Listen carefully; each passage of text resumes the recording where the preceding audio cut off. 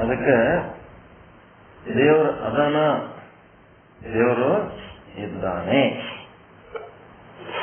ಇಲ್ಲ ಅನ್ನೋದಕ್ಕೆ ಏನಂತಾರ? ದೇವರು ಇಲ್ಲ ಅನ್ನಿಸ್ತದಲ್ಲ, ಅದನೋ ಇಲ್ಲೋ ಅಂತ ಸಂಶಯ ಅಥವಾ ಇಲ್ಲ ಅನ್ನೋ ಭಾವನೆ ಅದಲ್ಲ, ಭಾವನೆಗೆ ಏನಂತಾರ? ಅಸತ್ವ ಪಾದಕ ಆವರಣ ಅಂತಾರ. ಇವೆಲ್ಲ ಬರ್ಬೇಕು, ಇವೆಲ್ಲ ಮರಿತೀರಿ, ಹಿಂದಿನ ಎಲ್ಲ ಮರಿತೀರಿ, ಇವು ಹಿಡ್ಕೊಂಡೆ ಮುಂದಿನೆಲ್ಲ ನಡೆದಿರ್ತದ. ದೇವ್ರು ಇಲ್ಲ ಅನ್ನೋದಕ್ಕೆ ಏನಂತಾರ?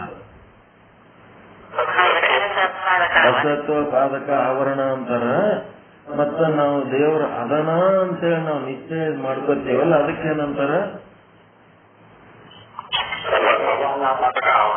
ಅಸತ್ವ ಪಾದಕ ಆವರಣ ನಿವೃತ್ತಿ. ಅಸತ್ವ ಪಾದಕ ಆವರಣ ನಿವೃತ್ತಿ ಆದಾಗ ಏನಾಗ್ತದ? ದೇವರದನ ಅಂತ ಅನಿಸ್ತದ. ಅದಕ್ಕೇನಂತಾರ ಅಂದ್ರೆ ಪರೋಕ್ಷ ಬ್ರಹ್ಮಜ್ಞಾನ ಅಂತಾರ. ಪರೋಕ್ಷ ಬ್ರಹ್ಮಜ್ಞಾನ, ದೇವರದನ ಅಂತ. ಆ ಪರೋಕ್ಷ ಬ್ರಹ್ಮಜ್ಞಾನದಿಂದ ಏನಾಗ್ತದೆ ನಿಮಗೆ? ದೇವರದನ ಅಂತ ಅನಿಸಿದ್ರೆ ಏನಾಗ್ತದೆ ನಿಮಗೆ? ಇಲ್ಲಂದ್ರೆ ಏನಾಗ್ತದ, ಅದನ್ನಂದ್ರೆ ಏನಾಗ್ತದೆ?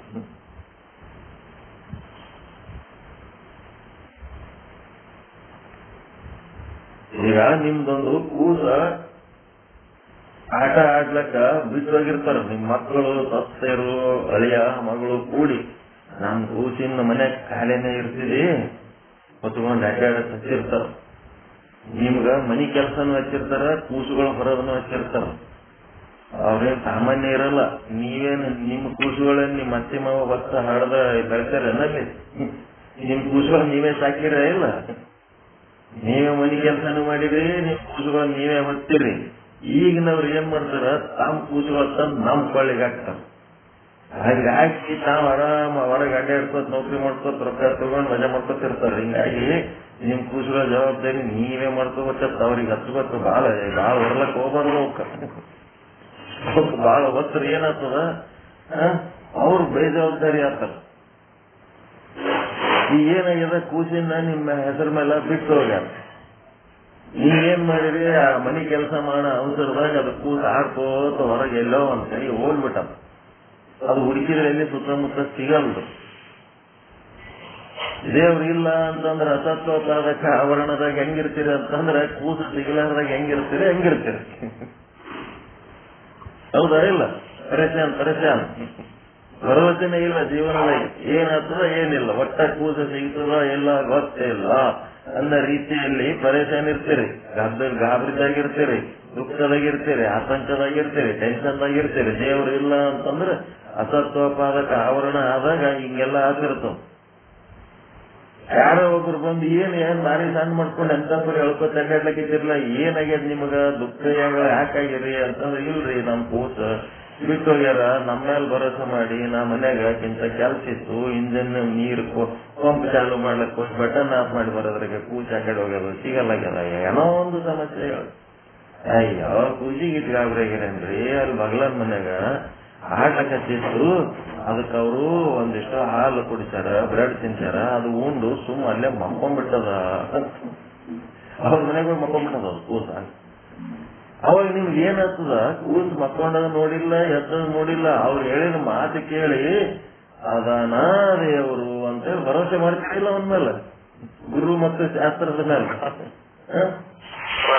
ಅಲ್ಲಿ ಕೂಸ ಆದ ಅಂತೇಳಿ ಅವ್ರು ಹೇಳಿದ ಕೂಡ್ಲೇನೆ ಅವ್ರ ಮಾತಿನ ಮೇಲೆ ಭರವಸೆ ಮಾಡ್ತೀರ ಹೆಂಗೆ? ಸುಮ್ಮನೆ ಹಂಗೆ ಇರ್ತಾರೆ.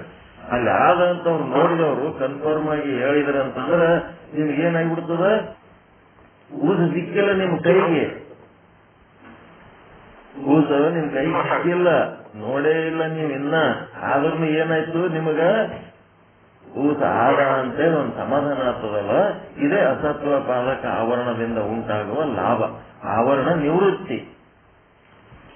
ದೇವರಂತದನಪ್ಪ ಒಬ್ಬವ, ಎಂತ ಕಷ್ಟ ಕಾಲದಾಗ ಸಹಿತ, ದುಃಖ ಕಾಲದಾಗ ಸಹಿತ ದೇವ್ರಂತೇಳಿ ಅದನ ಅಂತೇಳಿ ನಿಮ್ಗೊಂದು ಭರವಸೆ ಏನು ಉಂಟಾಗಿರ್ತದಲ್ಲ, ಅದರಿಂದ ನಿಮ್ಗ ಕೂಸ ಆದ ಒಬ್ಬರು ಮನ್ಯಾಗ ಅಂತಂದ್ರೆ ನಿಮ್ಗೆ ಹೆಂಗ್ ಭರವಸೆ ಉಂಟಾಗ್ತದ ಹಾಗ ಹೇಳ್ತೀರ.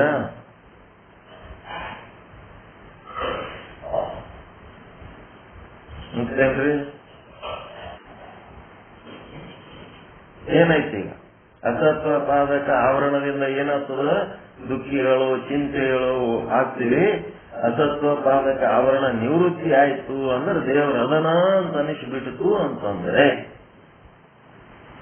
ಏನಾಯ್ತು? ಪರೋಕ್ಷ ಬ್ರಹ್ಮಜ್ಞಾನ ಆಯ್ತು, ದೇವರಂತ ಅದನಪ್ಪ ಅಂತ ಭರವಸೆ ಮೂಡಿತು ಅಂತಂದ್ರೆ ಸ್ವಲ್ಪ ನಿಶ್ಚಿಂತೆ ಆಗ್ಬಿಡ್ತೀವಿ, ಸ್ವಲ್ಪ ಆರಾಮಾಗ್ತೀವಿ.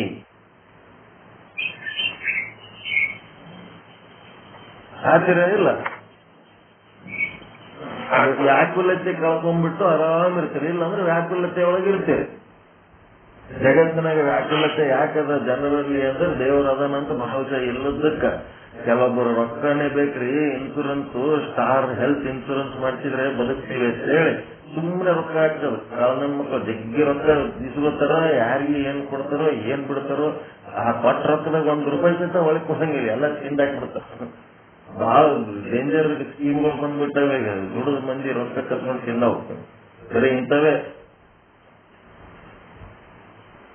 ದೇವ್ರ ಅದನ ಅಂತಂದ್ನಾಗ ದೇವ್ರ ಮೇಲೆ ಭರವಸೆ ಮಾಡಿ ಬದುಕಿದ್ರೆ ಇನ್ಸೂರೆನ್ಸ್ ಬೇಕಾಗ್ತದಲ್ರಿ ಎಲ್ಲರೇ? ಅದನ್ನ ಇಲ್ಲ ಅವ ರಕ್ಷಣೆ ಮಾಡ್ಲಕ್ಕ, ಅದ್ರ ಇನ್ಸೂರೆನ್ಸ್ ಬೇಕು. ಏನು ಸತ್ರ ಏನಾಗ್ತದೆ? ಸತ್ರ ಏನಾಗ್ತದ್ರಿ? ಸತ್ರ ಆಗೋದೇನದ, ಹೋಗೋದೇನದ? ಇನ್ನ ಒಂದ್ ಶರೀರ ಬರ್ತದೆ. ಇದೇ ಶರೀರದಾಗೆ ಇರ್ಬೇಕಂತೇಳಿ ಯಾಕೆ ಇನ್ಸೂರೆನ್ಸ್ ಮಾಡಿ ಅದ್ರಾಗೆ ಕೊಳತು ನಾರಿ ಹುಳ ಬಿದ್ದು ಹೊಲಸಾಗಿ ಅದ್ರಾಗೆ ಇರ್ಬೇಕನ್ನೋದು ಏನದು? ಹೋಗಲಕ್ಕ ಏನಾಗಲ್ಲ. ಯಾಕೆ ಇನ್ಸೂರೆನ್ಸ್ ಮಾಡಿ ಇದ್ರಾಗೆ ಬದುಕ್ಬೇಕು? ಹಿಂಗಾಗಿ ಏನದ, ಇವು ಅತಿಯಾದ ಬುದ್ಧಿವಂತಿಕೆ ತೋರಿಸಿ ಏನೇನೋ ಮಾಡ್ಲಕತ್ತೀವಿ. ಅದಕ್ಕೆ ದೇವರದನ್ನ ಅಂತೇಳಿ ಮೊದಲ ಭರವಸೆ ಮಾಡಿದ್ರೆ ಇದಕ್ಕೇನಂತಾರ? ಪರೋಕ್ಷ ಬ್ರಹ್ಮಜ್ಞಾನ ಅಂತಾರೆ. ಪರೋಕ್ಷ ಬ್ರಹ್ಮಜ್ಞಾನದಿಂದ ದೇವರು ಇದ್ದಾನೆ ಅಂತೇಳಿ ಭರವಸೆ ಆಗ್ತದ. ಈ ಪರೋಕ್ಷ ಬ್ರಹ್ಮಜ್ಞಾನ ಹೆಂಗಾಗ್ತದಪ್ಪ ಅಂದ್ರೆ ಗುರು ಮತ್ತು ಶಾಸ್ತ್ರಗಳಲ್ಲಿ ಹೇಳಿದ ವಾಕ್ಯಗಳ ಮೇಲೆ ನಂಬಿಕೆ ಇಡಬೇಕು. ನಂಬಿಕೆ ಇಡಬೇಕು. ನಂಬಿಕೆ ಇಟ್ರೆ ಇದು ನಿಮಗೆ ಅಸತ್ವ ಪಾದಕ ಆವರಣ ನಿವೃತ್ತಿ ಆಗ್ತದೆ.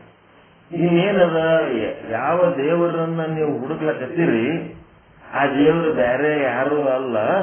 ಆ ದೇವರು ನಾನೇ ಅದೀನಿ, ನನ್ನ ಸ್ವರೂಪನೇ, ನನ್ನ ನಿಜ ಸ್ವರೂಪನೇ ಆ ಬ್ರಹ್ಮ ಸ್ವರೂಪ ಆದ ಅಂತೇಳಿ ನೀವು ಅರ್ಥ ಮಾಡ್ಕೊಂಡ್ರಿ. ಎಲ್ಲಾ ಕಡೆ ಬ್ರಹ್ಮದನ, ನನ್ನೊಳಗೂ ಬ್ರಹ್ಮದನ, ನಂದ ಒಳಗಿದ್ದ ಲೀಲೆ ಮಾಡ್ತಾ ಇರೋನು ಅವನೇ, ಎಲ್ಲಾ ಜೀವಿಗಳೊಳಗಿದ್ದ ಲೀಲೆ ಮಾಡ್ತಾ ಇರೋವನೇ, ಇಡೀ ಜಗತ್ತಿನ ತುಂಬಾ ಅವಂದೇ ಲೀಲೆ ಅದ. ನನ್ನ ಮೂಲ ಸ್ವರೂಪನೇ ಬ್ರಹ್ಮ ಸ್ವರೂಪ. ಇದಕ್ಕೇನಂತಾರ? ಅಪರೋಕ್ಷ ಬ್ರಹ್ಮಜ್ಞಾನ. ಅಪರೋಕ್ಷ ಬ್ರಹ್ಮಜ್ಞಾನ ಅಂದ್ರೆ ಏನು? ಅಭಾನಪಾದಕ ಆವರಣ ನಿವೃತ್ತಿ. ನಾನು ದೇವರದೀನೋ ಇಲ್ಲೋ ಅಂತೇಳಿ ಸಂಶಯ, ನಾನ್ಯಾಗ ದೇವರಾಗ್ತೀನ್ರಿ ಅಂತಂದ್ರ ಇದು ಅಭಾನಪಾದಕ ಆವರಣ. ನಿಮ್ಮ ಸ್ವರೂಪದ ಭಾನ ನಿಮಗ ಆಗ್ಲಾರ್ದಂತ ಸ್ಥಿತಿ ಒಳಗಿದ್ದಕ್ಕ ಇದಕ್ಕೆ ಅಭಾನಪಾದಕ ಆವರಣ ಅಂತಾರ.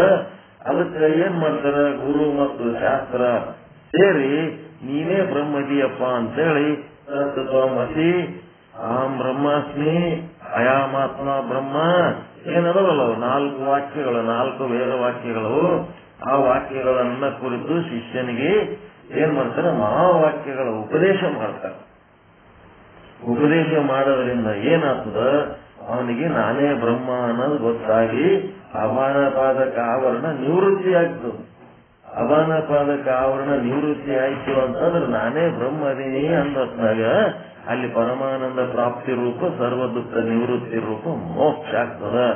ಮುಂದೆ ಸಾಧನೆ ಮಾಡೋದಕ್ಕೆ ಏನೇನು ಉಳಂಗಿಲ್ಲ. ಅಭಾನಪಾದಕ ಆವರಣ ನಿವೃತ್ತಿ ಆಯ್ತಂದ್ರೆ ಈಗೆಲ್ಲ ನಾವು ಪ್ರಯತ್ನ ಮಾಡ್ಲಕತ್ತಿದ್ದು ಈ ಅಭಾನಪಾದಕ ಆವರಣ ನಿವೃತ್ತಿಗಾಗಿ. ಅಭಾನಪಾದಕ ಆವರಣ ನಿವೃತ್ತಿಯನ್ನು ಸಹಿತ ಗುರು ಮತ್ತು ಶಾಸ್ತ್ರಗಳಲ್ಲಿ ಹೇಳಿದ ಮಹಾವಾಕ್ಯಗಳನ್ನ ಕುರಿತು ಅನಂತವಾಗಿ ಚಿಂತನೆ ಮಾಡಿ ಅದರ ಸಂಶೋಧನೆಯಲ್ಲಿ ತೊಡಗಿ ಶ್ರವಣ ಮನನ ನಿಧಿಧ್ಯಾಸನ ಮಾಡಿ ಅದನ್ನ ಅನುಭವಕ್ಕೆ ತಂದ್ಕೊಳ್ಳೋದು. ಹಿಂಗಾಗಿ ಪರೋಕ್ಷ ಬ್ರಹ್ಮಜ್ಞಾನ, ಅಪರೋಕ್ಷ ಬ್ರಹ್ಮಜ್ಞಾನ ಅಂತ ಬರ್ತಾವ. ಮುಂದೆ ಆ ಜ್ಞಾನಗಳಲ್ಲಿ ಮತ್ತೆ ಎಷ್ಟು ರೀತಿ? ಅಸತ್ವ ಪಾದಕ ಆವರಣ, ಅವಾನ ಪಾದಕ ಆವರಣ ನಿವೃತ್ತಿ ಆದ್ಮೇಲೆ ಮುಂದ ಈ ಬ್ರಹ್ಮಜ್ಞಾನಿಗಳ ಸದೃಢ ಅಪರೋಕ್ಷ ಬ್ರಹ್ಮಜ್ಞಾನ, ಅದೃಢ ಅಪರೋಕ್ಷ ಬ್ರಹ್ಮಜ್ಞಾನ ಅಂತ ಬರ್ತಾವ. ಅವು ನಾಳೆ ಚಿಂತನೆ ಮಾಡಮ್. ಈಗ ನೆನಪು ಮಾಡಿಕೊಟ್ಟದ್ದು ಚಲೋ ಆಯ್ತಾ? ಇಲ್ಲ.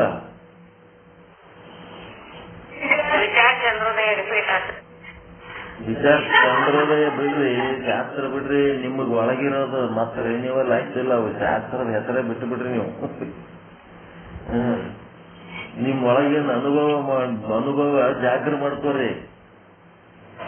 ಪರಮಾತ್ಮ ಅದನ ಇಲ್ಲ, ನಾನೇ ಪರಮಾತ್ಮ ಸ್ವರೂಪ ಹೌದಾ ಅಲ್ಲ. ಪರಮಾತ್ಮ ಅದನ ಇಲ್ಲ ಅನ್ನೋದು ಅಸತ್ವಪಾದಕ ಆವರಣ, ನಾನೇ ಪರಮಾತ್ಮನ ಸ್ವರೂಪ ಹೌದಾ ಅಲ್ಲ ಅನ್ನೋದು ಅವಾನ ಪಾದಕ ಆವರಣ. ಇವುಗಳನ್ನ ನಿವೃತ್ತಿ ಮಾಡ್ಕೋಬೇಕಾದ್ರೆ ಸದ್ಗುರು ಮತ್ತು ಸತ್ಶಾಸ್ತ್ರಗಳಲ್ಲಿ ಶರಣು ಹೋಗಬೇಕು. ಅವುಗಳಲ್ಲಿ ನಂಬಿಕೆ ಇಟ್ಟು ಪರಮಾತ್ಮ ಇದ್ದಾನೆ ಅಂತೇಳಿ ಪರೋಕ್ಷ ಬ್ರಹ್ಮಜ್ಞಾನ ಮಾಡ್ಕೋಬೇಕು. ಮತ್ತೆ ಅಲ್ಲಿ ಶ್ರವಣ ಮಾಡುವಾಗ ಮಹಾವಾಕ್ಯಗಳ ಚಿಂತನ, ತತ್ವಮಸಿ ಮಹಾವಾಕ್ಯಗಳನ್ನ ಮಹಾವಾಕ್ಯಗಳನ್ನು ಚಿಂತನೆ ಮಾಡಿ ನಾವೇನ್ ಮಾಡ್ಬೇಕು? ನಾನೇ ಬ್ರಹ್ಮ ಸ್ವರೂಪ, ಪ್ರತ್ಯೇಗಾತ್ಮ, ಶುದ್ಧ ಬ್ರಹ್ಮ ಭಿನ್ನ ಪ್ರತ್ಯೇಗಾತ್ಮ ಬ್ರಹ್ಮ ಸ್ವರೂಪ ನಾನೇ ಅದೀನಿ ಅಂತ ಅನುಭವ ಮಾಡ್ಕೋಬೇಕು. ನೀವೇನ್ ಮಾಡ್ತೀರಿ? ನಿಮ್ಮ ಅನುಭವವನ್ನ ಬಿಟ್ಟು ಅದನ್ನ ಸಪರೇಟ್ ಇಟ್ಟು ಅದು ಎಲ್ಲಿ ಹೇಳ್ಯಾರ, ಯಾರು ಹೇಳ್ಯಾರ ಅವೆಲ್ಲ ಬಿಡ್ರಿ. ದಿನಂದರ್ ಹೇಳಿದ್ ಬಿಡ್ರಿ, ನಿತ್ಯದಾಸ್ ಹೇಳಿದ್ ಬಿಡ್ರಿ, ಪೀತಾಂಬರ್ಜಿ ಹೇಳಿದ್ ಬಿಡ್ರಿ, ವಿಚಾರ ಸಾಗರ ಬಿಡ್ರಿ, ವಿಚಾರ ಚಂದ್ರೋದಯ ಬಿಡ್ರಿ. ನಿಮ್ಮ ಅನುಭವಕ್ಕೆ ತಂದುಕೊಡ್ರಿ ಹೇಳಿದ ವಾಕ್ಯ. ಮುಗಿತದು. ಸೆಂಟ್ರಿಂಗ್ ಕಟ್ಟಿಗೆ ಸೆಂಟ್ರಿಂಗ್ ಮಾಡಕ್ಕೆ ಮಾಡಿ ಮ್ಯಾಲ 21 ದಿವಸ ಕ್ಯೂರಿಂಗ್ ಮಾಡ್ಯಾರ. ಕ್ಯೂರಿಂಗ್ ಮಾಡಿದ್ಮೇಲೆ ಏನ್ ಮಾಡ್ಬೇಕದು? ಜಾಗಿನ ಕಟ್ಟಿಗೆ ಹಂಗೆ ಇಟ್ಕೊಂಡು ಕುಂದಿರ್ತೀರ, ಅವು ಪ್ಲೇಟ್ಗಳು ಸಚ್ಚಿನ ಬುಡಕ್ ಫಿಟ್ ಮಾಡ್ಯಾರಲ್ಲ, ಅವ್ ಹಂಗೆ ಇಟ್ಕೊಂಡು ಕುಂದಿರ್ತೀರ, ಅವು ಬಿಸಾಕ್ತೀರ ಕಿತ್ತಿ. ಮತ್ತೆ ನೀವ್ ಆ ಮನೆಯಾಗ ಇರ್ಬೇಕಾದ್ರೆ ಅವೆಲ್ಲ ಕಿತ್ತಿ ಬಿಸಾಕ್ಬೇಕು. ಅವ್ ಕಮ್ಮ ಹಂಗೆ ಇಟ್ಕೊಂಡು ಕೂತಿರಿ, ಒಳಗಿರ್ತೀರಿ ಹಂಗ. ಇನ್ನ ವಿಚಾರ ಚಂದ್ರದ ವಿಚಾರ ಸಾಗರದ ಭ್ರಮೆ ಒಳಗಿದ್ರೆ ಹೆಂಗಿರು? ನಿತ್ಯದಾಸ್ತಿ ಪೀತಾಂಬರ್ತಿ ಇವೆಲ್ಲ ಭ್ರಮೆಗಳು ದಾಟ್ರಿ. ನಿಮ್ಮ ಸ್ವಾನುಭಾವಕ್ಕೆ ಹೋರಿ. ನಿಮ್ಮ ಮನೆಯದು ಪ್ರಶ್ನೆ ಕೇಳ್ತೀನಿ. ನಿಮ್ಮ ಮನಿ ಕಟ್ಟಿರಲ್ಲ, ಕಟ್ಟಾಗ ಅಲ್ಲಿ ಅದು ಸೆಂಟ್ರಿಂಗ್ ಹಾಕಿದವ ಯಾರು? ಅಲ್ಲಿ ಏನ್ ಕಂಬ ಹಾಕಿದ್ರು? ಅವನ ಹೆಸರು ಏನು? ಅಲ್ಲಿ ಕೆಲಸ ಮಾಡಿದವರು ವರ್ಕರ್ಗಳು ಏನಾರ ಗೊತ್ತದ ನಿಮಗೆ? ಹೆಸರಿಗೆ ಏನಾರ ನೆನಪಾಗೋದು ಅವ್ ಏನಾರ? ಆ ಮನ್ಯಾಗ ಆರಾಮ್ ಜೀವನ ಮಾಡ್ಲಿಕ್ಕಿರಲ್ಲ. ನಿಮ್ ಮನಿ ಕಟ್ಟಾಗಿಂದ ಏನಾರ ಕಷ್ಟ ಏನಾರ ನೆನಪದವೇನು? ಈಗ ಶಿವರಿಂಗ್ ಮಾಡಿದ್ದು, ನೀರ್ ಬಿಟ್ಟದ್ದು, ಅವ್ರೆಲ್ಲರೂ ಗಾಳಿ ತೂರ್ಕೊಂಡು ಹೋಗ್ಯಾರ. ಇಲ್ಲ ಈಗ ಅದು ಚತ್ತು ಏನು ನೆನಸ್ಲಕತ್ತದ? ಯಾರೋ ನನಗ್ ಕಟ್ಟ್ಯಾರ, ನನಗೆ ಇಲ್ಲಿ ನಿಮ್ ಮನ್ಯಾಗ ಇರ್ಬೇಕಾದ್ರ ಅವ್ರೆಲ್ಲರೂ ಕಟ್ಟ್ಯಾರ ಕಡೆ ಒಳಗ, ಅವನಿಂದ ಕರ್ಕೊಂಡಿರು ಮನೆಗೆ ಅಂತದೇನು? ದೇವಸ್ಥಾನ ಕಟ್ಟ ತನಕ, ದೇವರ ಮೂರ್ತಿ ಕಟ್ಟೆಯುವ ತನಕ, ಗರ್ಭಗುಡಿ ಮತ್ತ ಗರ್ಭಗುಡಿಗೆ ಜಗಲಿ ಎಲ್ಲ ಕಟ್ಟ ತನಕ ಆ ಶಿಲ್ಪಿಗೆ ಎಲ್ಲಿ ತನಕ ಕರ್ಕೋತಾರ? ಅಲ್ಲಿ ತನಕನೇ. ಯಾವಾಗ ಅದು ಮೂರ್ತಿಗೆ ಪ್ರಾಣ ಪ್ರತಿಷ್ಠಾಪನ ಆಯ್ತು, ಅವನೇನು ಗರ್ಭಗುಡಿಯಾಗ ಹೋಗಿ ದೇವ್ರ ಮುಟ್ಲಕ್ ಬರ್ತದೇನೋ ಅವನಿಗೆ? ಅದೇ ಮೂರ್ತಿ ಕಟ್ಟದ ಶಿಲ್ಪಿಗೆ ಒಳಗೆ ಹೋಗ್ತಾನೇನೋ? ಹಂಗ ನಾವು ಒಡ್ರಿದ್ದಂಗ ನಿಮ್ ಒಳಗಿನ ದೇವರು ಗರ್ಭಗುಡಿ ಒಳಗೆ ದೇವರು ಪ್ರಾಣ ಪ್ರತಿಷ್ಠಾಪನೆ ಮಾಡೋ ತನಕ ನಾವು ಹಿಂಗೆ ಹೇಳ್ತೀವಿ. ಪ್ರಾಣ ಪ್ರತಿಷ್ಠಾಪನೆ ಮಾಡಿದ್ಮೇಲೆ ಕಲ್ಲು ಕಟ್ಟದ ವಾಡ್ರು ನಾವು ಹೊರಗೆ ಇರ್ಬೇಕು. ನಾವು ದೂರ ನಿಂತು ನೋಡಿ ಸಂತೋಷ ಮಾಡ್ಬೇಕಷ್ಟೇ. ಆ ಮೂರ್ತಿಗೆ ಏನಾರ ನಾನೇ ನಿನ್ನ ಕಟ್ಟಿದೀನಿ ಅಂತ ಹೇಳಕ್ಕೆ ಅವನ್ದು ಏನಾರ ಭಾರಿ ದೊಡ್ಡ ಅವನ ಪ್ರಭಾವ ಬೀರ್ತಿರ್ತಾನೆ ಕಲ್ಲು ಕಟ್ಟದ ಮೂರ್ತಿ ಶಿಲ್ಪಿ ಆ ಮೂರ್ತಿ ಮೇಲೆ. ಅಯೋಧ್ಯದಾಗ ರಾಮ ಮಂದಿರ ಕಲ್ ಮೈಸೂರಾಗ ಅವ ಕಟ್ಟ್ಯಾನ ಇವ ಕಟ್ಟ್ಯಾನ, ಅಲ್ಲಿ ಕಟ್ಟದಾರ ಇಲ್ಲಿ ಕಟ್ಟದಾರ ಹೇಳಿದ್ರು. ಈಗೇನ ರಾಮ ಮಂದಿರದ ಬಾಲರಾಮಗ ಅವ ದೊಡ್ಡವೇನೋ ಕಟ್ಟದವ. ಈಗ ಪ್ರಾಣ ಪ್ರತಿಷ್ಠಾಪನೆ ಮಾಡಿದ ಮೂರ್ತಿಗೆ ಅವ ಮೂರ್ತಿ ಕಟ್ಟದವ ದೊಡ್ಡವನೋ ಏನ ಮೂರ್ತಿ ದೊಡ್ಡದಾಯ್ತು?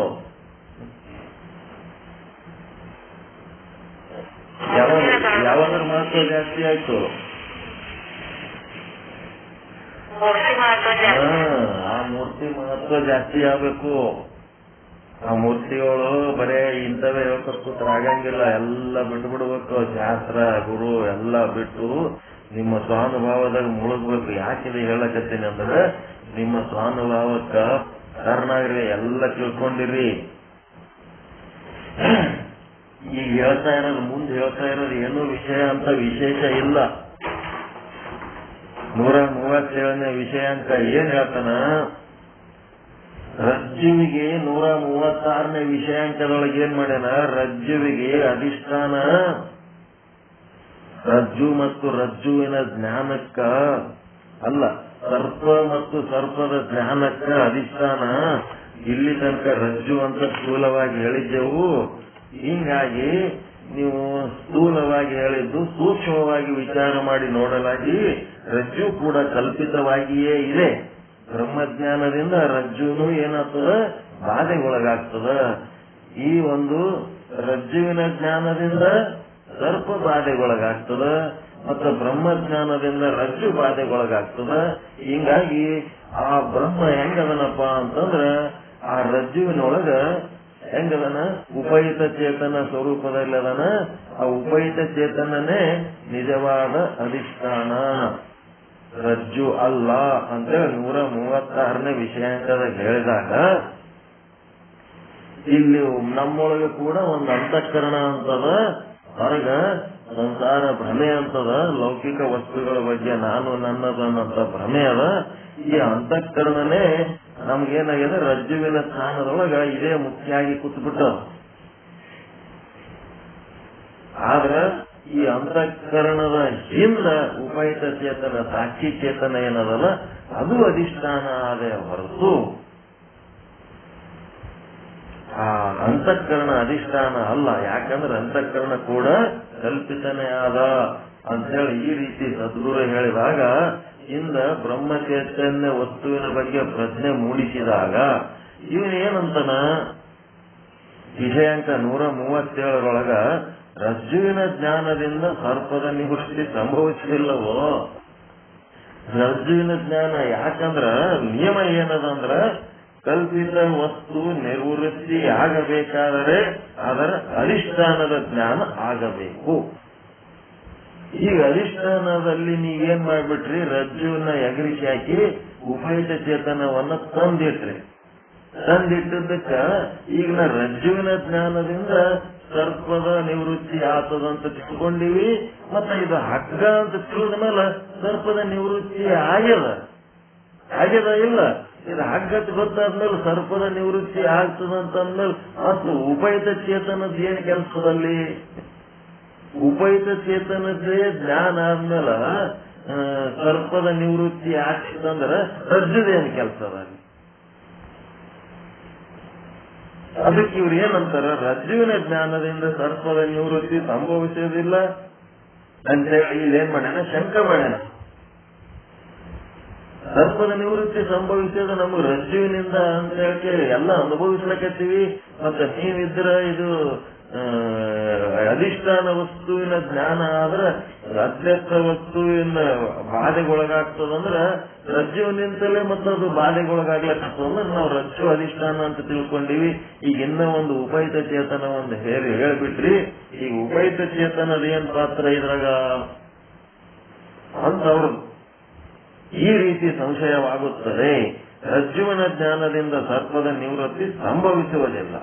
ಏಕೆಂದರೆ ಮಿಥ್ಯಾ ವಸ್ತುವಿಗೆ ಯಾವುದು ಅಧಿಷ್ಠಾನವಾಗಿರುವುದೋ ಆ ಅಧಿಷ್ಠಾನದ ಜ್ಞಾನದಿಂದ ಮಿಥ್ಯದ ನಿವೃತ್ತಿಯಾಗುತ್ತದೆ ಹೊರತು ಸತ್ಯದ ನಿವೃತ್ತಿ ಆಗುವುದಿಲ್ಲ. ಇಲ್ಲೇನಾಗಬೇಕಾಗಲ್ಲ? ಮಿಥ್ಯದ ನಿವೃತ್ತಿ ಅಂತಂದ್ರೇನು? ಸುಳ್ಳು ನಿವೃತ್ತಿ ಅದು, ಖರೆ ನಿವೃತ್ತಿ ಅಲ್ಲ. ಮಿಥ್ಯ ವಸ್ತುವಿನಿಂದ ಆಗಿದ್ದು ನಿವೃತ್ತಿ, ಅದು ಸುಳ್ಳು ನಿವೃತ್ತಿ. ಹಿಂಗ ಅದಕ್ಕೆ ಅದ್ವೈತವಾದದ ಸಿದ್ಧಾಂತದ ಪ್ರಕಾರ ಕಲ್ಪಿತ ವಸ್ತು ನಿವೃತ್ತಿಯಾಗಬೇಕಾದರೆ ಅದರ ಅಧಿಷ್ಠಾನದ ಜ್ಞಾನ ಆಗಬೇಕು ಎಂಬ ನಿಯಮವಿದೆ. ಇಲ್ಲಿ ಸರ್ಪಕ್ಕೆ ಅಧಿಷ್ಠಾನ ರಜ್ಜು ಉಪಯುಕ್ತ ಚೇತನ ಅಂತ ಹೇಳ್ತಾ ಇದ್ದೀರಿ. ಸರ್ಪಕ್ಕೆ ಅಧಿಷ್ಠಾನ ರಜ್ಜು ಅಲ್ಲ, ರಜ್ಜು ಉಪಯುಕ್ತ ಚೇತನ. ಅಧಿಷ್ಠಾನ ಜ್ಞಾನ ಆದರೇನೇ ಕಲ್ಪಿತ ವಸ್ತು ನಿವೃತ್ತಿ ಆಗುತ್ತದೆ ಅಂತ. ರಜ್ಜುವಿನ ಜ್ಞಾನವಾದರೆ ಸರ್ಪದ ನಿವೃತ್ತಿ ಆಗಲ್ಲ. ಯಾಕಂತಂದ್ರೆ ರಜ್ಜು ಅಧಿಷ್ಠಾನ ಅಲ್ಲ. ಹೀಗಾಗಿ ರಜ್ಜು ಉಪಯುಕ್ತ ಚೇತನ ಜ್ಞಾನವಾದರೆ ಮಾತ್ರ ಕಲ್ಪಿತ ನಿವೃತ್ತಿ ಆಗುತ್ತದೆ. ಈಗ ನೀವ್ ಹೇಳಿದ್ರ ಪ್ರಕಾರ ಇವ ಅನ್ನೋದೇನು ಉಲ್ಟಾ ಹೊಡ್ಲಕ್ಕೆತ್ತಾನ. ಏನಂತಾನ? ರಜ್ಜುವಿನ ಜ್ಞಾನದಿಂದ ಸರ್ಪದ ನಿವೃತ್ತಿ ಆಗಲ್ಲ. ನಿಮ್ ಪ್ರಕಾರ ಈಗ ಹೇಳಕತ್ತಿರಲ್ಲ, ಉಪಯುಕ್ತ ಚೇತನದ ಜ್ಞಾನದಿಂದಲೇ ಕಲ್ಪಿತ ನಿವೃತ್ತಿ ಆಗ್ತದಂತ ನೀವು ಹೇಳಿದ್ರ ಪ್ರಕಾರ ಹಿಂಗ ನಡೆದೋದಿದು. ಅದಕ್ಕ ನೀವು ಹೇಳೋದು ಹಿಂಗ ನಡೆದೋದ ದಾರಿ ಇದೇನಂತ ನಮ್ಗೆ ಅರ್ಥ ಆಗಲ್ದು. ಈಗ ಸರ್ಪಕ್ಕೆ ಅಧಿಷ್ಠಾನ ಯಾವುದು?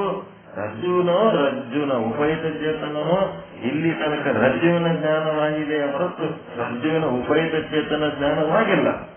ರಜ್ಜುವಿನ ಜ್ಞಾನದಿಂದ ಕಲ್ಪಿತ ಸರ್ಪದ ನಿವೃತ್ತಿ ಆಗಲ್ಲ ಅಂದಂಗ ಅರ್ಥ ಆಗ್ಲಕತ್ತದ. ಈಗ ನಮಗ ಯಾಕೆ ಅನ್ಲಕತ್ತದ? ಈಗ ನೋಡ್ರಿ, ನಿಮ್ಗೊಂದೇನೋ ಅನುಭವ ಆಯ್ತು ಅಂತಂದ್ರ, ನಿಮ್ಗೊಂದೇನೋ ಅನುಭವ ಆಗ್ಯದ ಅಂತಂದ್ರ ನನ್ ಬ್ರಹ್ಮಜ್ಞಾನ ಆಗ್ಯದ ಅಂತ ಹೇಳಿ ಅನ್ಕೊಂಡ್ಬಿಟ್ರ, ಬ್ರಹ್ಮಜ್ಞಾನ ಆಗ್ಯದ ನಿಮ್ಮನ್ನ ನೀವು ಅನ್ಕೊಂಡ್ಬಿಟ್ರ ಅದು ಖರೆ ಆಗ್ಯದೋ, ಸತ್ಯವಾಗಿ ಆಗ್ಯದೋ, ನಿತ್ಯವಾಗಿ ಆಗ್ಯದೋ? ಈಗ ಇವನಿಗೆ ಸಂಶಯ ಏನ್ ಬಂದ ಅಂತಂದ್ರ ರಜ್ಜುವಿನ ಜ್ಞಾನದಿಂದ ಸರ್ಪದ ನಿವೃತ್ತಿ ಆಗ್ಯದಲ್ಲ, ಅಲ್ಲಿ ನಿವೃತ್ತಿ ಆಗಿದ್ದ ಖರೆ ನಿವೃತ್ತಿ ಆಗ್ಯದೋ ಏನೋ ಸುಳ್ಳು ನಿವೃತ್ತಿ ಆಗ್ಯದೋ? ಸತ್ಯವಾಗಿ ನಿವೃತ್ತಿ ಆಗ್ಯದೋ, ನಿತ್ಯವಾಗಿ ನಿವೃತ್ತಿ ಆಗ್ಯದೋ? ನಿಜವಾದ ಅಧಿಷ್ಠಾನ ನೀವೇನ್ ಹೇಳಕತ್ತೀರಿ? ಉಪಯುಕ್ತ ಚೇತನ. ಮತ್ತು ಉಪಯುಕ್ತ ಚೇತನದ ಅನುಭವ ಆದಾಗಲೇ ನಮ್ಗ ಈ ನಿತ್ಯವಾದ ಸರ್ಪದ ನಿವೃತ್ತಿ ಆಗಿದ್ದು ಖರೆ ಅನಿಸ್ಲಕತ್ತದ. ಈಗ ಹಗ್ಗದ ಜ್ಞಾನ ಮಾಡಿಕೊಂಡು ನಾವೇನು ಸರ್ಪದ ನಿವೃತ್ತಿ ಮಾಡ್ಕೊಂಡಿವಿ, ಇದು ನಮಗ ಖರೆ ನಿವೃತ್ತಿ ಅನ್ನಿಸ್ತಾ ಇಲ್ಲ. ನಿಜವಾದ ಅಧಿಷ್ಠಾನ ಯಾವುದದ? ಉಪಯುಕ್ತ ಚೇತನ. ಉಪಯುಕ್ತ ಚೇತನದ ಧ್ಯಾನ ಮಾಡಿಕೊಂಡ್ರೆ ಅದು ಸತ್ಯವಾದ ನಿವೃತ್ತಿ ಅಂತ ಹಿಂಗ್ ಅನ್ಸ್ಲಕತ್ತು. ನಮಗ ಉಪಯುಕ್ತ ಚೇತನದ ಅನುಭವ ನಮಗಾಗಿಲ್ಲಪ್ಪ, ಅದು ಖರೆ ನಿವೃತ್ತಿ ಆದಂಗ ನಮಗ ಅನಿಸ್ತಾ ಇಲ್ಲ. ಇದನ್ನ ಬಿಡಿಸೇಳ್ರಿ ಅಂತ ಹೇಳಕತ್ತನೋ. ನಿತ್ಯ ಸರ್ಪದ ಅಧಿಷ್ಠಾನವೆಂದರೆ ರಜ್ಜು ಉಪಯುಕ್ತ ಚೇತನವಿರುತ್ತದೆ. ಅದರ ಜ್ಞಾನವಾಗಿಲ್ಲದ ಕಾರಣ ಸರ್ಪದ ನಿವೃತ್ತಿ ಸಂಭವಿಸುವುದಿಲ್ಲ. ಸಂಭವಿಸಿದರೂ ಅದು ಸತ್ಯವೆನಿಸುತ್ತಿಲ್ಲ. ಯಾಕಂದ್ರೆ ರಜ್ಜು ಎನ್ನುವಂತ ಮಿಥ್ಯ ವಸ್ತುವಿನಿಂದ ನಾವು ನಿವೃತ್ತಿ ಮಾಡ್ಕೊಂಡಿವಲ್ಲ, ಆ ನಿವೃತ್ತಿ ನಮಗೆ ಸತ್ಯ ಅನ್ನಿಸ್ತಾ ಇಲ್ಲ. ಏನ್ ಮಾಡ್ಬೇಕು?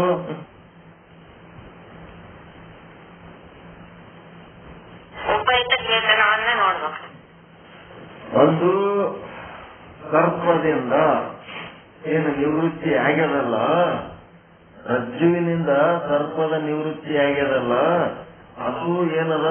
ನೀವು ಹೇಳಿದ್ರ ಪ್ರಕಾರ ಕಲ್ಪಿತ ಸರ್ಪದ ನಿವೃತ್ತಿ ಸಂಭವಿಸುವುದಿಲ್ಲ ಅನ್ನಂಗಾಗ್ತದ. ಒಂದ್ ವೇಳೆ ಸಂಭವಿಸಿದರೂ ಆ ನಿವೃತ್ತಿ ಏನದ? ಸತ್ಯವೆನಿಸುತ್ತಿಲ್ಲ.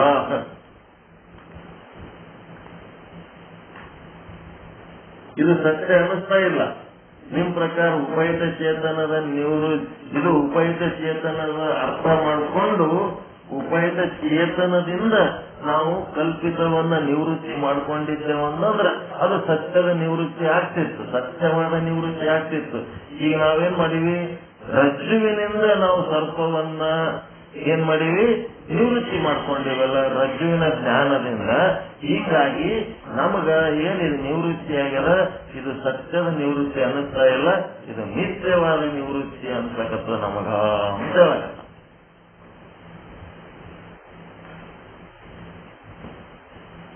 ಯಾರು ಹೇಳಿದ್ರಂತ ಕೇಳ್ತಾರ ನೋಡ್ರಿ. ಯಾವ್ದಾರ ಒಂದು ವಿಷಯ ಏನೋ ಮಮ್ಮಿ ಹೇಳಿದ್ರಪ್ಪ, ಏನೋ ಎಲೆಕ್ಷನ್ ರಿಸಲ್ಟ್, ಕ್ರಿಕೆಟ್ ಇಂದು ಮತ್ತೆ ಇನ್ನೊಂದು ಯಾವುದೋ ನಿಮಗೆ ಬೇಕಾದಂತ ಮಾಹಿತಿ, ಇಂಪಾರ್ಟೆಂಟ್ ಮಾಹಿತಿಯನ್ನ ಯಾರೋ ಬಂದು ಹೇಳ್ಯಾರ ಅಂತಂದ್ರೆ ನೀವೇನ್ ಮಾಡ್ತೀರಿ? ಮೊದಲು ಯಾರು ಹೇಳ್ಯಾರ ಅನ್ನೋ ವ್ಯಕ್ತಿ ಮುಖ್ಯ, ಹೌದಿಲ್ಲ? ಅವ ಸುಳ್ಳ ಲಪುಟ ಬೆರ್ಕಿದ್ನಂತಂದ್ರೆ ಅವ ಏನ್ರ ಅವ ಹೇಳಿದ್ರೆ ನಂಬುತ್ತೀರ ನೀವು? ನಂಬಿಗಸ್ತ ವ್ಯಕ್ತಿ ಹೇಳಿದ್ರೆ ನಂಬುತ್ತೀರಿ, ನಂಬಿಕೆ ಇರ್ಲಾರ್ದಂತ ವ್ಯಕ್ತಿ ಹೇಳಿದ್ರೆ ಈಗೇನಾಗ್ಬಿಡ್ತು, ನಮಗ ರಜ್ಜು ಅನ್ನೋದು ನಂಬಿಕೆ ಇಲ್ದಂಗ ಆಗ್ಬಿಡುತ್ತೆ. ನಮ್ಗೆ ನಂಬಿಕೆ ಎದ್ರ ಮೇಲೆ ಹುಟ್ಟಿದ್ರಿ? ಬ್ರಹ್ಮ ಏನ್ ಮಾಡ್ಯಾನ, ಉಪಯುಕ್ತ ಚೇತನ ರೂಪದಲ್ಲಿ ಎದರಾಗದನವನು ರಜ್ಜುವಿನಲ್ಲಿ ಅದನ. ಹೀಗಾಗಿ ಉಪಯುಕ್ತ ಚೇತನನೇ ಅಧಿಷ್ಠಾನ ಅಂತ ಹೇಳಿದ್ರಿ. ಈ ರಜ್ಜುವಿನ ಮೇಲೆ ನಂಬಿಕೆ ಹೋಯ್ತು. ರಜ್ಜುವಿನಿಂದ ನಾವು ರಜ್ಜುವಿನ ಜ್ಞಾನದಿಂದ ಸರ್ಪದ ನಿವೃತ್ತಿಯನ್ನು ಮಾಡ್ಕೊಂಡಿವಿ. ನಾವು ನಿವೃತ್ತಿ ಆಗ್ಯದಂತ ತಿಳ್ಕೊಂಡಿದ್ದೆವು. ಅದು ರಜ್ಜುವಿನಿಂದ ಮಾಡ್ಕೊಂಡಂತ ನಿವೃತ್ತಿ ನಮಗ ಸತ್ಯ ಅನಿಸ್ತಾ ಇಲ್ಲ, ಅದು ನಿತ್ಯವಾದ ನಿವೃತ್ತಿ ಅನ್ಸ್ಲಕ್ಕತ್ತದ. ಉಪಯುಕ್ತ ಚೇತನದಿಂದಲೇ ನಮಗೆ ನಿವೃತ್ತಿ ಆಗ್ತದ ಅಂತಂದ್ರೆ ಉಪಯುಕ್ತ ಚೇತನದ ಅನುಭವ ನಮಗಾಗಿಲ್ಲ. ಹೀಗಾಗಿ ಈ ಉಪಯುಕ್ತ ಚೇತನದ ಅನುಭವ ಆಗಿಲ್ಲಾರ್ದೆ ನಮಗ ಸರ್ಪದ ನಿವೃತ್ತಿ ಮಾಡ್ಕೊಂಡಿವ ಅಂತಂದ್ರ ಈ ನಿವೃತ್ತಿ ನಮ್ಗೆ ಏನಾಗ್ಯದ, ಮಿಥ್ಯ ಅನ್ಸ್ಲಕ್ಕತ್ತದ. ಸತ್ಯದ ನಿವೃತ್ತಿ, ಸತ್ಯವಾದ ನಿವೃತ್ತಿ, ಮಿಥ್ಯವಾದ ನಿವೃತ್ತಿ ಅಂತ ನಮ್ಗೆ ಹಿಂಗ್ ಡೌಟ್ ಬರ್ಲಕ್ಕತ್ತದ. ಅದಕ್ಕ 138ನೇ ವಿಷಯ ಅಂಕದೊಳಗೆ ಸಮಾಧಾನ ಏನ್ ಹೇಳ್ತಾರಪ್ಪ ಅಂತಂದ್ರೆ, ನಿನಗೆ ರಜ್ಜುವಿನ ಜ್ಞಾನ ಆಗುವಾಗ ಏನಾಗ್ಯದ, ನಿನ್ನ ಅಂತಃಕರಣದೊಳಗಿರುವ ಉಪಯುಕ್ತ ಚೇತನ ಮತ್ತ ರಜ್ಜುವಿನೊಳಗಿರುವ ಉಪಯುಕ್ತ ಚೇತನ ಮತ್ತ ಅವೆರಡರ ಮಧ್ಯೆ ಇರೋ ವೃತ್ತಿ, ಅಂತಃಕರಣ ವೃತ್ತಿ ಒಳಗಿರೋ ಉಪಯುಕ್ತ ಚೇತನ ಮೂರು ಒಟ್ಟುಗೂಡಿದಾಗಲೇ ನಿನಗೇನಾಗ್ತದ, ಮೂರು ಇರಬೇಕು, ಮೂರು ಒಟ್ಟುಗೂಡಬೇಕು. ಒಟ್ಟುಗೂಡಿದಾಗಲೇ ನಿನ್ನ ಅಂತಃಕರಣ ವೃತ್ತಿ ಹೋಗಿ ಅದರ ಮೂಲಕ ನಿನ್ನ ಇಂದ್ರಿಯ ದ್ವಾರ, ಪ್ರಮಾಣ ದ್ವಾರ ಹೋಗಿ ಆ ಹೊರಗಿನ ವಸ್ತುವಿನ ಈ ಸಂಬಂಧ ಹೊಂದಿ ಅಲ್ಲಿ ಸಾಕಷ್ಟು ಬೆಳಕಿದ್ದಾಗ ಆ ವಸ್ತುವಿನ ಆಕಾರ ತಾಳಿ ಆವರಣ ಭಂಗ ಮಾಡಿ ಮುಂದೇನ್ ಮಾಡ್ತದ, ಅದ್ರೊಳಗಿರುವ ಚಿದಾಭಾಸ ಇದು ರಜ್ಜು ಇದೆ ಅಂತ ತಿಳ್ಕೊತದಲ್ಲ. ಈ ರೀತಿ ಜ್ಞಾನ ಆಗುವಾಗ ಅಲ್ಲಿ ಉಭಯದ ಚೇತನಗಳು ಒಟ್ಟುಗೂಡಿರುತ್ತವೆ. ಅವು ಆಟೋಮೆಟಿಕಲಿ ಕೆಲಸ ಮಾಡ್ತವ. ಮಾಡಿದ್ದು ಆ ಉಭಯದ ಚೇತನ ಏನು ಕೆಲಸ ಮಾಡ್ತಾವ ಅವು ನಿನಗೆ ಗೊತ್ತಾಗಲ್ಲ. ಹಸಿವಾಗಿದ್ದು ಗೊತ್ತಾಗ್ತದ ನಿಮಗ. ಆದ್ರ ಹಸಿವಿನ ಹಿಂದೆ ಇರುವ ಚೈತನ್ಯದ ಅನುಭವ ನಿಮಗ ಆಗ್ಲಕತ್ತದೇನ್ರಿ? ನನ್ನೊಳಗ ಆತ್ಮ ಆದಂತೆ ನನಗೆ ಹಸಿವಾಗ್ಯದ ಅಂತ ಏನಾರ ನೆನಪದ ನಿಮಗ?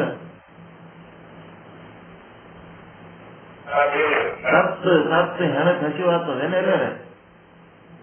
ನನಗೆ ಇವಾಗ ಹಸಿವಾಗ್ಯದ ಅಂತಂದ್ರ ಆಟೋಮೆಟಿಕ್ ಅದರಿಂದ ಆತ್ಮ ಆದಂತ ಅರ್ಥನೋ ಏನ್ ಆತ್ಮ ಇಲ್ಲದೆ ಹಸಿವಾಗಿರ್ತದ? ಹೀಗಾಗಿ ರಜ್ಜುವಿನ ಜ್ಞಾನದಿಂದಲೇ ಸರ್ಪದ ನಿವೃತ್ತಿ ಆಗುತ್ತದೆ. ಆದರೆ ರಜ್ಜು ಉಪಯುಕ್ತ ಚೇತನದ ಕೆಲಸ ಏನದಲ್ಲ, ಅದು ಆಟೋಮೆಟಿಕ್ ಆಗಿರ್ತದೆ. ರಜ್ಜುವಿನ ಜ್ಞಾನ ಆಗ್ಯದಂತಂದ್ರ ರಜ್ಜುವಿನ ಉಪಯುಕ್ತ ಚೇತನದ ಜ್ಞಾನ ಆಟೋಮೆಟಿಕ್ ಆಗಿ ಆಗಿರ್ತದ.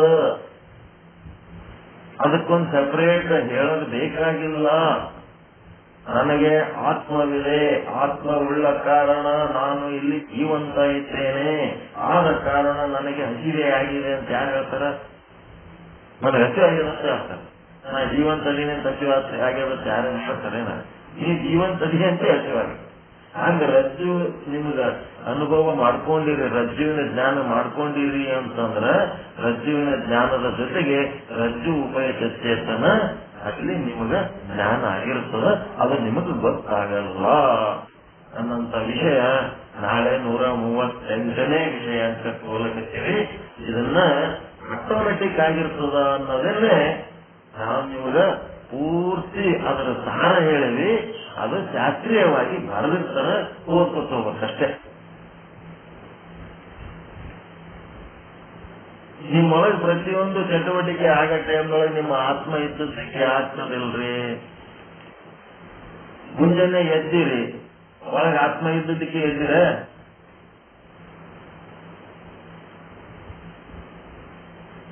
ಆತ್ಮ ಇದ್ದಿದ್ದಿಲ್ಲ ಅಂದ್ರೆ ಹೇಳ್ತಿದ್ರೇನು ನೀವು?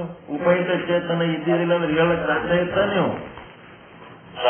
ಮತ್ತೆ ನಾನು ಇಂದು ಆತ್ಮ ಇದ್ದ ಕಾರಣ ನನ್ನೊಳಗೆ ಇನ್ನು ಆತ್ಮವಿರುವ ಕಾರಣ ನಾನು ಎದ್ದೆ ಅಂತ ಹಿಂಗೇನಾರ ಹೇಳ್ತೀರೇನು? ಹಂಗ ಇಲ್ಲೇನದ ರಜ್ಜುವಿನ ಜ್ಞಾನ ನಿನಗೆ ಏನಾಗ್ಯದ ಅಂತಂದ್ರ ರಜ್ಜು ಉಪಯುಕ್ತ ಚೇತನದ ಜ್ಞಾನ ಅದ್ರ ಜೊತೆಗೆ ಆಟೋಮೆಟಿಕ್ ಆಗಿರ್ತದ. ಅದಕ್ಕೆ ಸೆಪರೇಟ್ ಆಗಿ ಮತ್ತೆ ಏನು ಹೇಳೋದು ಮಾಡೋ ಅವಶ್ಯಕತೆ ಇಲ್ಲ. ಅದ್ರ ಹಿಂದೊಂದು ಉಪಯುಕ್ತ ಚೇತನ ಇರ್ತದ ಅನ್ನೋದು ಒಂದು ಅರಿವು ಇರಲಿ ನಿನಗ ಅಂತ ಹೇಳಕತ್ತೀನಿ ಅಷ್ಟೇ ಹೊರತು ಉಪಯುಕ್ತ ಚೇತನದ ಜ್ಞಾನದಿಂದಲೇ ನನಗ ಸರ್ಪದ ನಿವೃತ್ತಿ ಆಗ್ತದ ಅಂತ ತಿಳ್ಕೋಬೇಡ. ರಜ್ಜುವಿನ ಜ್ಞಾನದಿಂದಲೇ ಸರ್ಪದ ನಿವೃತ್ತಿ ಆಗ್ತದ. ಸರ್ಪದ ನಿವೃತ್ತಿಯ ಕಾಲದಲ್ಲಿಯೇ ನಿನಗ ರಜ್ಜು ಉಪಯುಕ್ತ ಚೇತನದ ಜ್ಞಾನವೂ ಆಗಿರ್ತದ.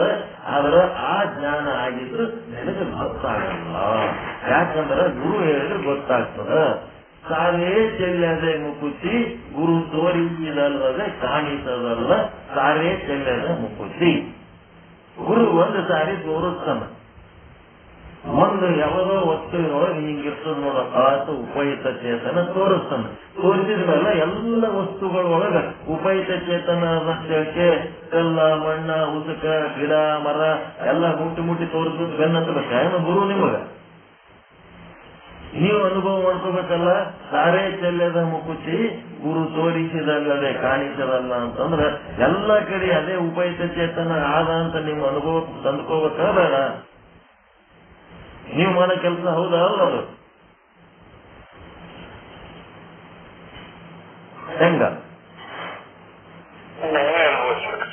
ಮತ್ತೆ ಎಲ್ಲ ವಸ್ತುಗಳು ನಿಮ್ ಸುತ್ತಮುತ್ತ ಎಷ್ಟದವ, ನಿಮ್ಮ ಮನಿ ಒಳಗೆ ಎಷ್ಟದವ, ನಿಮ್ ಮನಿ ಗಾಡಿ ಛತ್ತು ನೆಲ ಹಿಡ್ಕೊಂಡು ಗೇಟ್ ಹಿಡ್ಕೊಂಡು ಬಾಗ್ಲ ಕಿಟಕಿ ಹಿಡ್ಕೊಂಡು ಜಗತ್ತಿನ ಎಲ್ಲೆಲ್ಲಿ ವಸ್ತುಗಳದವ ಎಲ್ಲ ವಸ್ತುಗಳೊಳಗೆ ಏನ್ ಮಾಡ್ಬೇಕು ನೀವು? ಉಪಯುಕ್ತ ಚೇತನವನ್ನು ನೋಡ್ಬೇಕು ಜಡ ವಸ್ತುಗಳಲ್ಲಿ. ಮತ್ತ 84 ಲಕ್ಷ ಜೀವರಾಶಿಗಳು ನಿಮ್ ಸುತ್ತಮುತ್ತ ತಿರುಗಾಡ್ಲಕತ್ತವ. ಅದ್ರೊಳಗೆ ಏನ್ ನೋಡ್ಬೇಕು? ಸಾಕ್ಷಿ ಚೇತನವನ್ನ ನೋಡ್ಬೇಕು.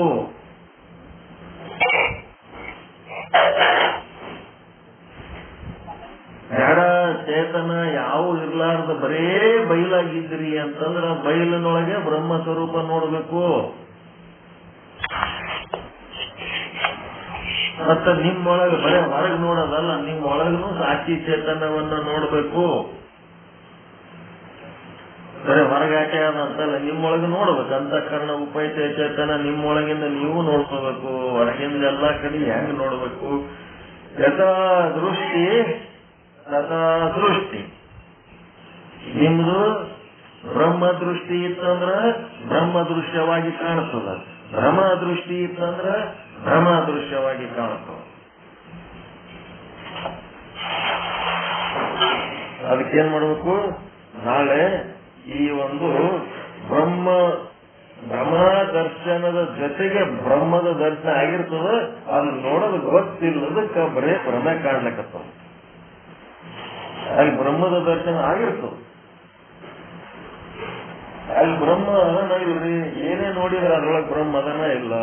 ಕಲ್ಲನ್ನು ಒಂದು ಕಲ್ಲು ಬಿದ್ದದ, ಅಲ್ಲಿ ಕಲ್ಲಿನ ಬ್ರಹ್ಮ ಅದನ್ನ ಇಲ್ಲ, ಉಪಯುಕ್ತ ಚೇತನ ಅದನ್ನ ಇಲ್ಲ. ಮತ್ತೆ ಕಲ್ಲು ನೋಡಿದ್ರೆ ಕಲ್ಲಿಂದ ಉಪಯುಕ್ತ ಚೇತನ ನೋಡಿದಂಗ ಹೌದಾ ಅಲ್ಲ? ಅಲ್ಲಿ ಒಳಗೆ ಉಪಯುಕ್ತ ಚೇತನ ಆದ ಅನ್ನೋದು ಅರಿವು ಇರ್ಲಾರ್ದಕ್ಕೆ ಗುರು ಏನ್ ಮಾಡೋದು? ಅರಿವು ಮೂಡಿದ್ದ.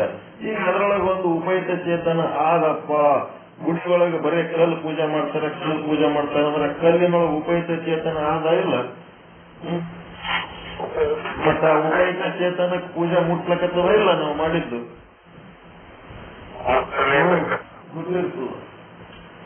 ಹಿಂಗಾಗಿ ಯಾವುದೇ ಮೂರ್ತಿ ಒಳಗ ಉಪಯುಕ್ತ ಚೇತನ ಬ್ರಹ್ಮನೇ ಉಪಯುಕ್ತ ಚೇತನ ಸ್ವರೂಪ ಆಗಿ ಅದ್ರಾಗ ಇರ್ತಾನೋ ನಾವು ಮಾಡಿದ ಪೂಜೆ ಎಲ್ಲ ಉಪಯುಕ್ತ ಚೇತನಕ್ಕೆ ಹೋಗಿ ತಲುಪ್ತಿರ್ತಾವ.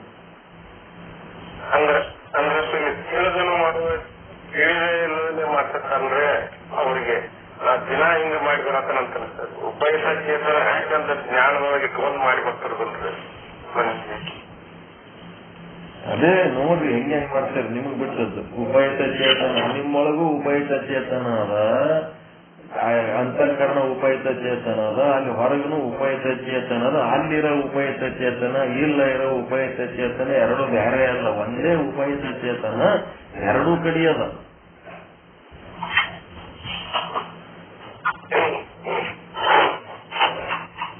ನಿಮ್ ಮನೆ ಮುಂದ ಅಂಗಳದಾಗ ಒಂದು ಬಲ್ಬ್ ಹಾಕಿರಿ, ಆ ಬಲ್ಬಿನ ಬೆಳಕ ನಿಮ್ ಮನೆ ಒಳಗೂ ಬೀಳ್ತದ, ಹೊರಗೆ ರೋಡಿಗೂ ಬೀಳ್ತದ. ರೋಡಿಗೆ ಬಿದ್ದ ಬೆಳಕ ರೋಡಿನ ಬೆಳಕ ಅನ್ನಿಸ್ಬರ್ತದ, ಮನೆಯಾಗ ಬಿದ್ದ ಬೆಳಕ ಮನೆಯ ಬೆಳಕ ಅನ್ನಿಸ್ಬರ್ತದ. ಅಲ್ಲಿರೋ ಬಲ್ಬ್ ಒಂದೇ ಅದ.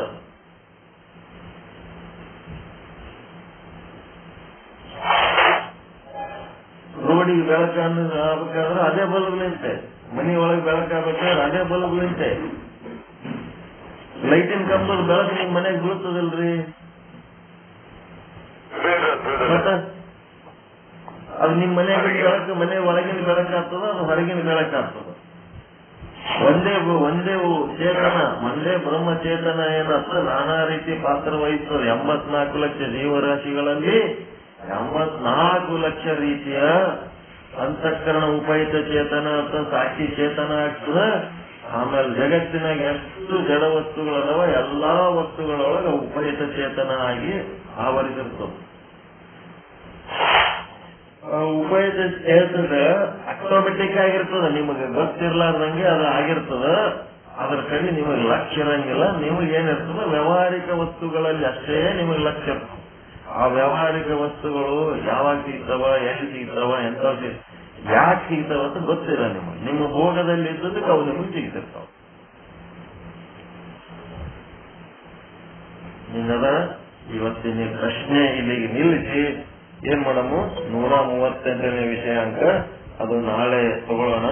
ಪ್ರಶ್ನೆ ಅರ್ಥ ಆಗಿರ್ಬೇಕು ನಿಮಗೆ. 2 ಅಧಿಷ್ಠಾನ ಮಾಡಿಟ್ರಿ, ರಜ್ಜು ಮತ್ತು ರಜ್ಜು ಉಪಯುಕ್ತ ಚೇತನ ಅಂತೇಳಿ. ನಾವು ರಜ್ಜುವಿನಿಂದ ಮಾಡಿಕೊಂಡಂತ ಸರ್ಪದ ನಿವೃತ್ತಿ ಇದು ಸತ್ಯವಾದ ನಿವೃತ್ತಿನೋ ಮಿಥ್ಯವಾದ ನಿವೃತ್ತಿನೇ ಅಂತ ಡೌಟ್ ಬರ್ಲಕ್ಕತ್ತದ. ಮತ್ತೆ ರಜ್ಜು ಉಪಯುಕ್ತ ಚೇತನದಿಂದಲೇ ಮಾಡಿಕೊಂಡ ಒಂದು ಸರ್ಪದ ನಿವೃತ್ತಿನೇ ಸತ್ಯ ಅಂತ ಅನ್ಸ್ಲಕ್ಕತ್ತದ. ಆದ್ರ ಅಲ್ಲಿ ಬ್ರಹ್ಮದ ಆತ್ಮ ಇದ್ಯಾವುದು ಉಪಯುಕ್ತ ಚೇತನದ ಏನಾಗಿಲ್ಲ, ನಮಗ ಜ್ಞಾನ ಆಗಿಲ್ಲ. ಉಪಯುಕ್ತ ಚೇತನದ ಜ್ಞಾನ ಆಗ್ಲಾರ್ದ ಕಾರಣ ಈಗ ನಮಗೇನ್ ಸರ್ಪದ ನಿವೃತ್ತಿ ಆಗ್ಯದ ಅದು ಸತ್ಯವಾದ ನಿವೃತ್ತಿ ಅನಿಸ್ತಾ ಇಲ್ಲ, ಅದು ನಿತ್ಯವಾದ ನಿವೃತ್ತಿ ಅನಿಸ್ಲಕ್ಕತ್ತದ. ಅದಕ್ಕೆ ರಜ್ಜುವಿನಿಂದ ಮಾಡಿಕೊಂಡಂತ ಸರ್ಪದ ನಿವೃತ್ತಿ ಇದು ಸತ್ಯವೋ ಮಿಥ್ಯವೋ ಅಂತ ನಮಗೆ ಡೌಟ್ ಬಂದದ. ಇದು ಶಂಕೆ ಆಗ್ಯದ. ಬೆಳಕು ಬಂತು, ಅಲ್ಲಿ ಹಾವು ಇದ್ದದ್ದು ಹೋಗಿ ಹಗ್ಗ ಆಗಿ ಕಾಂಡತು. ಮತ್ತೆ ಹಗ್ಗ ಆಗಿ ಕಂಡದ ಅಂದ್ಮೇಲೆ ಇದು ಸತ್ಯವಾದ ಹಗ್ಗನೋ ಮಿಥ್ಯವಾದ ಹಗ್ಗನೋ.